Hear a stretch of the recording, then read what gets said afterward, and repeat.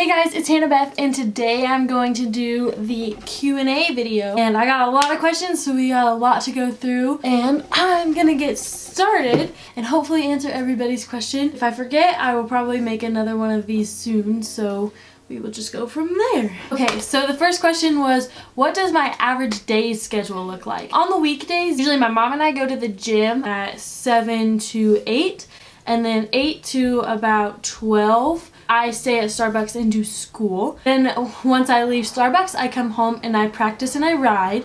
And then most days I have lessons, so I will go do that from like 3 to 5. And then for the rest of the day, I work on like Dare to Be a Cowboy stuff and Leave a Legacy goat tying stuff and just all the stuff that is outside of school and everything like that. What was your first horse's name? Actually, my first horse that I ever had is the goat horse that I have right now. His name is Montana. We didn't name him. And then how old was I when I got him? I started riding when I was 7. I got on my very first horse when I was 7 years old, and then my mom probably bought him when I was around 8 or 9. Not too long after when I first started riding. Shout out to Polly saying you're such a swagger. Thank you so much.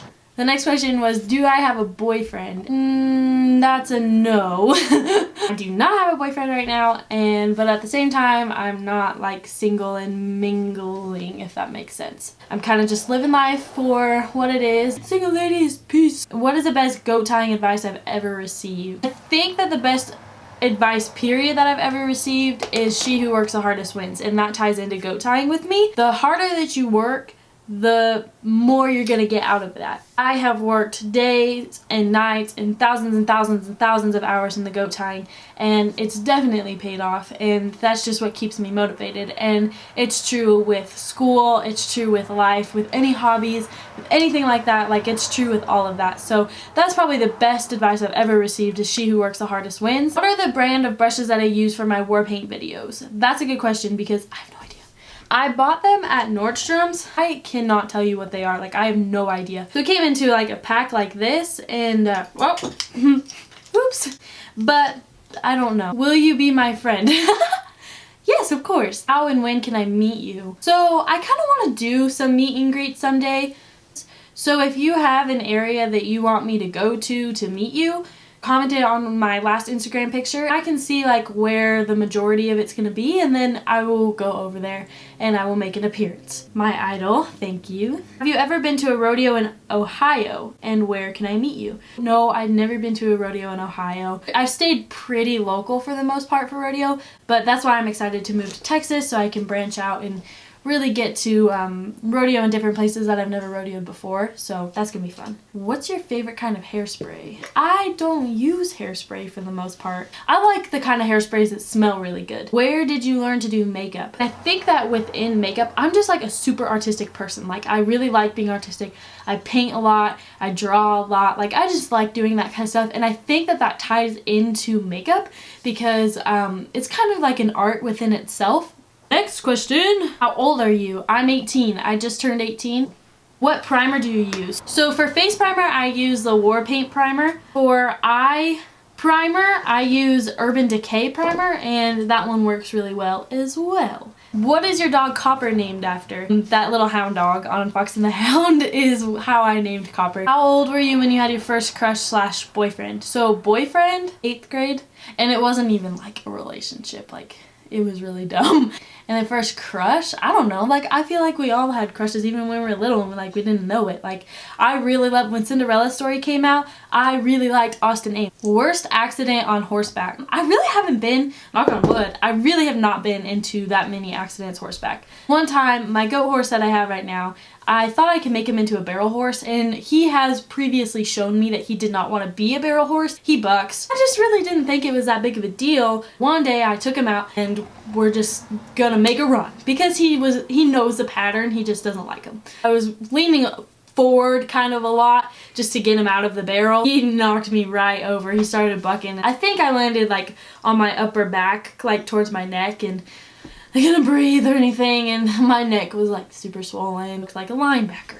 It was disgusting. It really wasn't that bad. I was just out for 2 weeks or so. It wasn't bad at all. Favorite rodeo experience? Probably the National High School Finals last summer.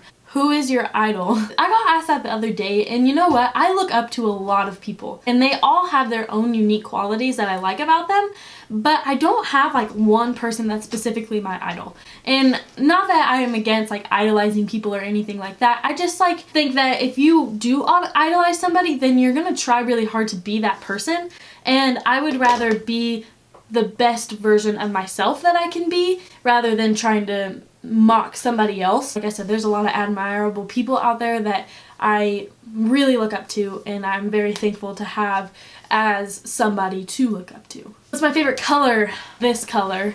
This color?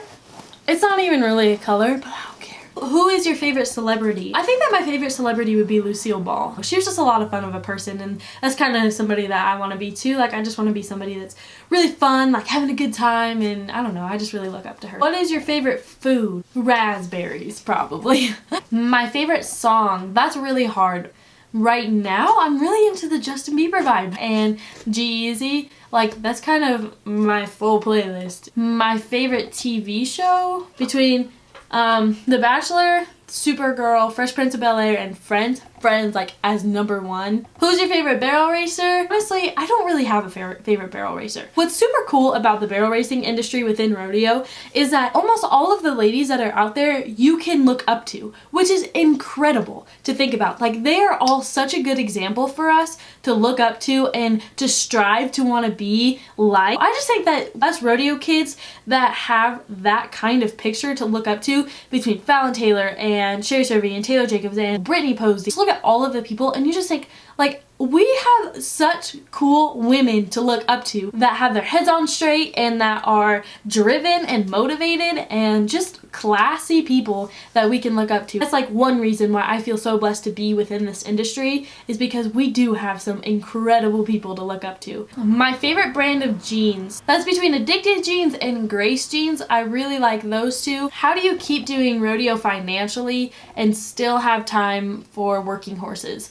This is huge, and I know it's really, really hard. One thing that's really helped me is a planner. It has a huge page for each day. This helps me a lot because balance is so, so important. Overall, just make sure that you have balance. Just laying out what your goals are and making sure that everything that you're doing is one step towards your goal. Because if you're doing this one thing and that's actually keeping you away from your goal, that shouldn't be on your list of day-to-day things. Just make sure that everything that you're doing every day is helping you get one step closer to your goal and your dreams. And then once you lay all of that out, I think it will be a lot easier to have into perspective how you're living your life. I hope that helps just a little bit. I know that it's really hard and it gets really rough at times, and there's nights that I will just cry because I don't think that I can make it. But you know what? Pray. I don't know if you believe in God, but if you do, pray, because it does help a lot. And just know that you are on the path that He wants you to be on, and that you just got to keep on trucking. What got me into goat tying? I think just the rodeo scene in general, wanting to be kind of an all-around cowgirl. I started goat tying and then I found a love for it. And it's my favorite event because those who are successful in it are those that put in the time and the work and the effort for it. It's not about the money. It's not about the best horse out there. It's about how hard you work. That's why I love it. It's because if you work hard, you're gonna be successful within it. And that's really motivational for me, and it keeps me driven every day. What do I do before I run or rodeo at a barrel race? Listen to a lot of music. I have the worst mental anxiety before rodeos than I think anybody that I've ever met. This last year was the first year that I actually got kind of a handle on it, and it felt so good for me. One, find a routine, because routine is what is going to keep you confident in what you're doing. Speaking of confidence, two, prepare really hard. One thing that really helped me was pulling up to a rodeo knowing that I worked harder than anybody. That just kept me really confident within myself and within my abilities. Dumbest thing I've ever done on a horse that could have ended worse than it did. Probably it goes back to like what my wreck was before. Putting that horse on barrels, like I look back now, I'm like, why did I even try? Because I knew that he bucked in the barrels before and I knew that he didn't like it, so why would I try that again? Dumb. So dumb. Do you think that horses/rodeos affect your relationships in life? Hard, yes. Being super dedicated within rodeo and really within any sport in general helps you find who your real friends are. And it's really difficult. you're just going to experience people that, even if they aren't a part of rodeo, they're still going to be so supportive of you, and those are the best kind of people. Second, the people that are within rodeo and that understand your dedication and understand like you guys have so much in common, you're going to become lifelong friends with those people. It does affect your relationships, and don't be afraid that it's only you that it's affecting your relationships, because I know that a lot of rodeo people can relate to that. It is really difficult. I totally understand. But I promise you that it's going to get you far. You're going to realize who your true friends are, and that you didn't need the other friends anyway. You need the ones that are constantly supporting you, that are constantly positive about what you're doing, and that are pushing you to be the person that you dream to be. Can I come shoe your horses? Yes. Actually, they're about due. So if you want to like really do come shoe my horses, hit me up because they need to be done soon. Simon Grit asks, how excited are you to start the next chapter of your life in the great state of Texas? I've never been more excited for something in my entire life. This next chapter in my life is so exciting to me that I can't even like, I'm just so excited. Like, I can't even explain. And I honestly don't even have words for it. It's all I've been looking forward to. I get like chills just thinking about it. And then their next question was, what brought you to the decision to attend Sam Houston? First thing was their rodeo team. I have looked into them before, like when I started rodeo. They're one of the best rodeo teams in the nation, and I want to be a part of that, because the only way that I can improve is if I'm practicing with girls that are competitive and that are better than me, and that will motivate me. It's a very competitive region, and that's only going to be a motivation for me to work 10 to 100 times harder than I've ever worked before, and I think that'll be very good for me. Also, Sam Houston is in Texas, and I think that is somewhere that I have wanted to be for a while. Every time I'm back from a trip to Texas, all I can think about is I want to go back.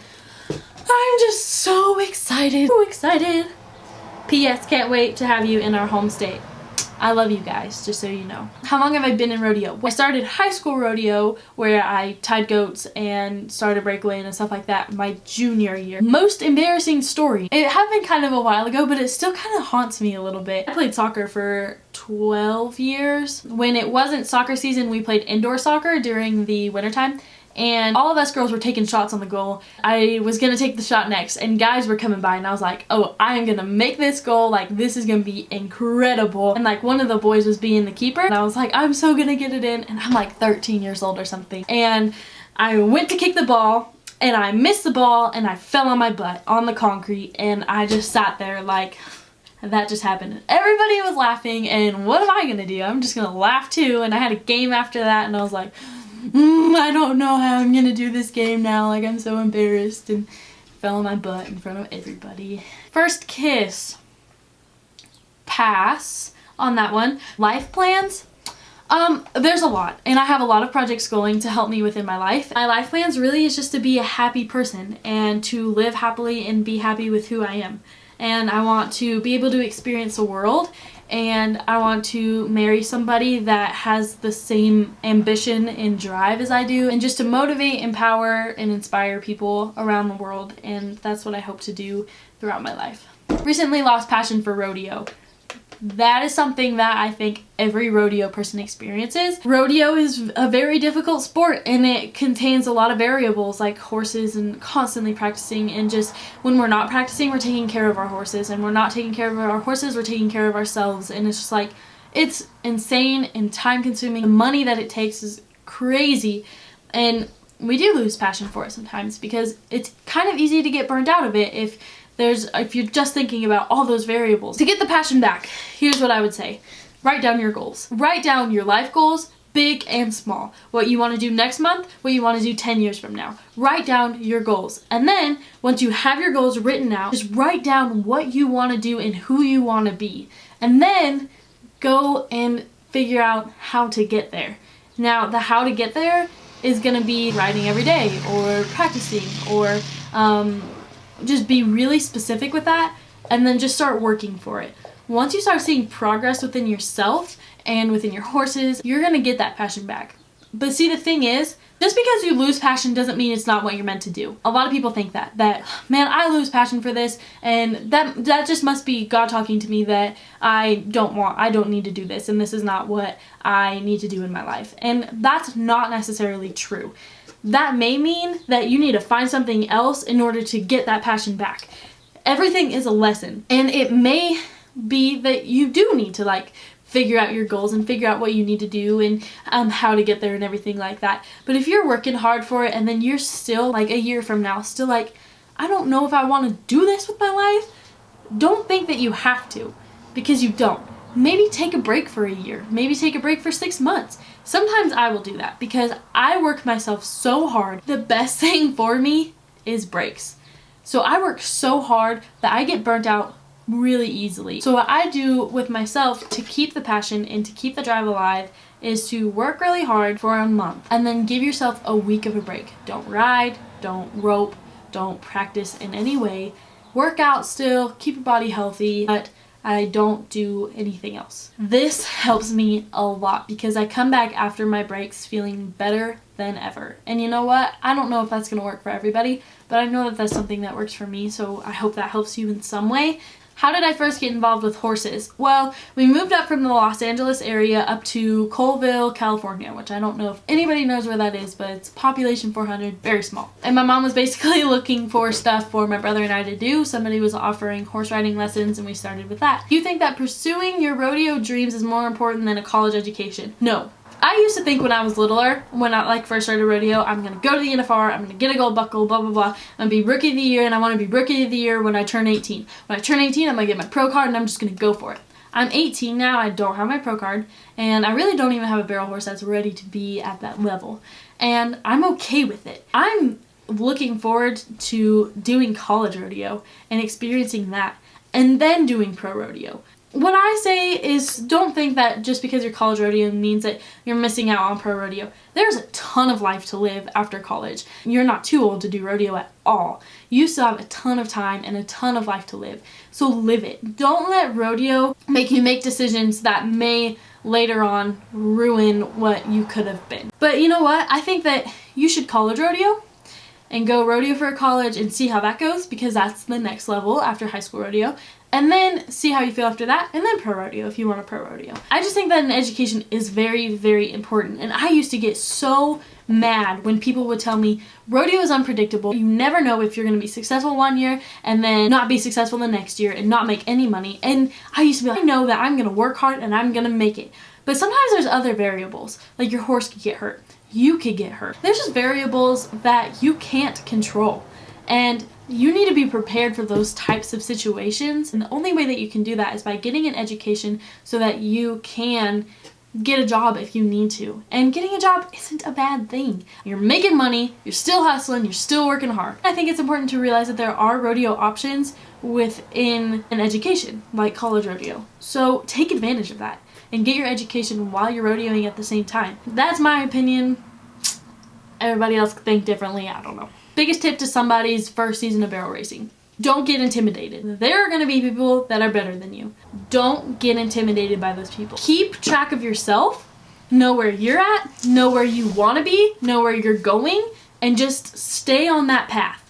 Don't let anybody say, oh, you're not good enough right now, and then that stops you from working hard and going after your dream, period. So I guess my biggest tip is just to keep going and just to focus on yourself and focus on your goals and pursue those. But don't let anybody tell you that, oh, you didn't make the 1D, so you're not good enough. If you win the 4D and that's an accomplishment for you, and that is something that you've never done before, good work, girl. Like, that's incredible, and I would be so stoked for you if you did that. But don't let anybody tell you different. You don't have to win the 1D to be successful. What kind of glasses are those? I have no idea. My mom bought them from Marshall's.